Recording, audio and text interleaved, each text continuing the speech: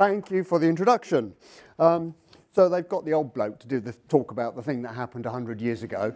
But to prove that I am a consultant working at the very cutting edge of technology, I decided to consult artificial intelligence to help me come up with a structure and some clips to use in this presentation.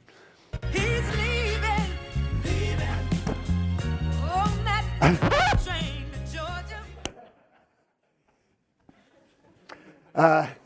So I then consulted the human intelligence of Simon Tough and the current BBC Time Lord, the title given to the engineer responsible for timing systems in Broadcasting House, one Thomas Hudson.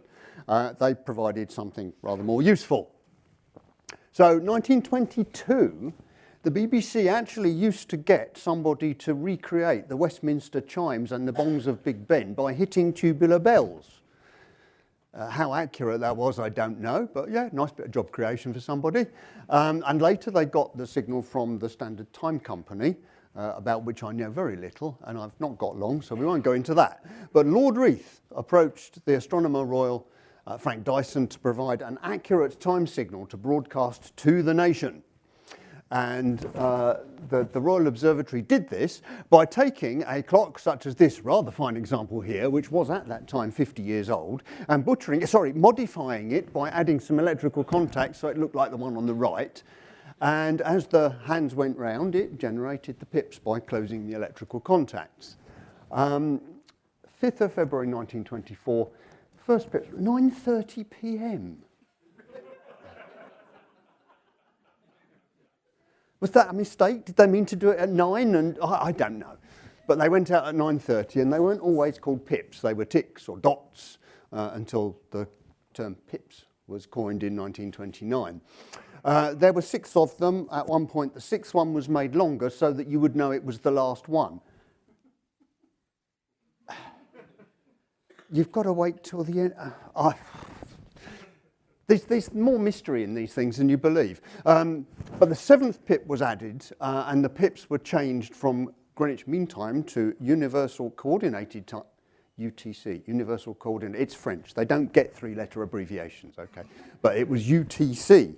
So the pips were changed to UTC, which is an atomic time, and every now and again the Earth's rotation didn't quite keep up with atomic time, and so you had to have a leap second. A 7th pip was introduced for that. And then, again on the 5th of February, all the pips things seem to happen on the 5th of February. The last pips came from the Royal Observatory, and the BBC put some machinery in place to make their own pips. They have 4 clocks locked to GNSS. GNSS is a generic term for satellite navigation systems, so GPS and all the rest of them, they're all GNSS systems. And they've got a cesium clock for backup in case somebody jams all the satellite navigation systems, which seems increasingly likely.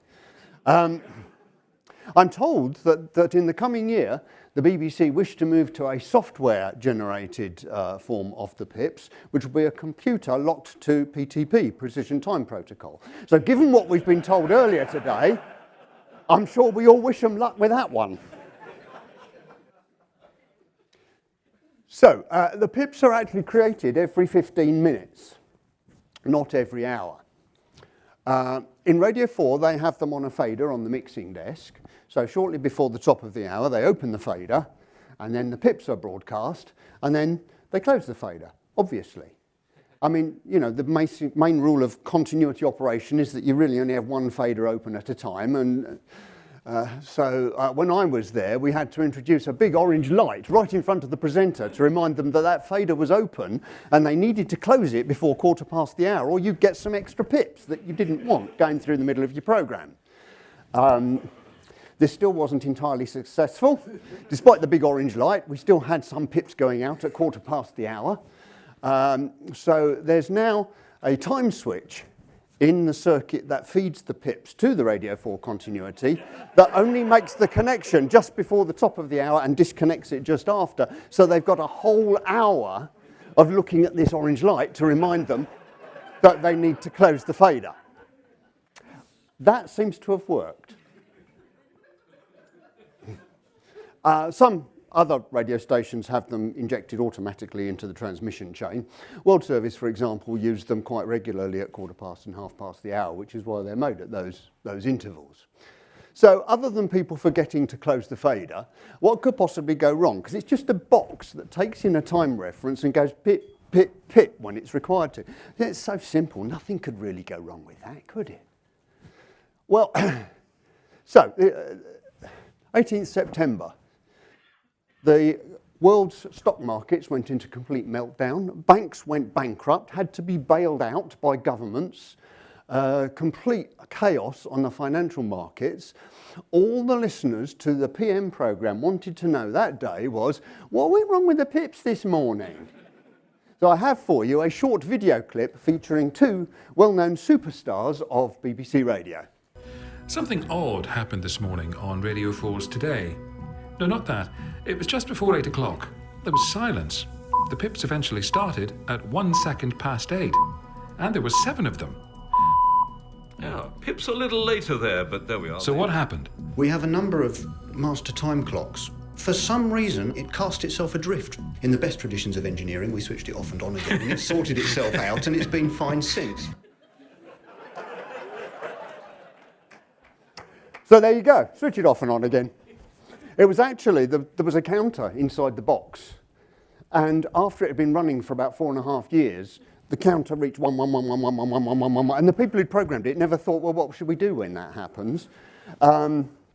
So switching it off and on again set the counter back to 0, and it was fine again. So there is now, in Broadcasting House, a little routine maintenance task every 3 years, switch the pips box off and on again. It was easier than reprogramming it. So what else might go wrong? There have been 2 occasions on which the pips have gone flat. They were about 3 years apart, and they were both spotted by Professor Dolmesh, who had a company making recorders. Not tape recorders, the wooden things children blow through so charmingly. And this was considered important enough that the BBC television actually made a full-length documentary about it. I have edited it for brevity.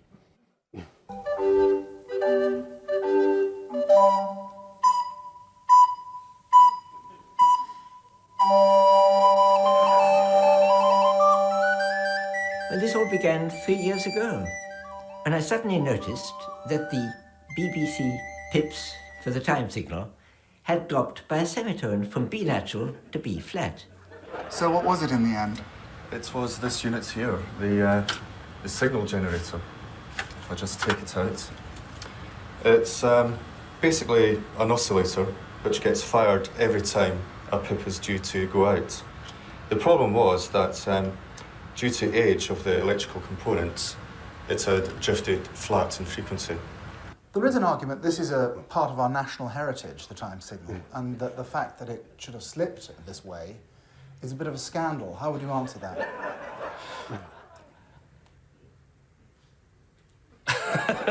You caught me on the hop with that. Yeah, so we caught him on the hop. Poor old Mike Todd. Of course, the pips are completely useless as a time signal these days unless you're listening on FM and AM. On any digital platform, they will be late by some amount. If I'm listening to radio live on the train coming in the morning, it can be up to 3 minutes late by the time I get to London. So completely pointless, but of some cultural significance, at least to some people. A quick search of BBC Sounds finds that there are currently 5 programmes available on BBC Sounds about or significantly referencing the pips. So somebody still thinks they're pretty important. Anyway, I need to shut up and make way for Stephanie in the quiz because I really must not crash the pips.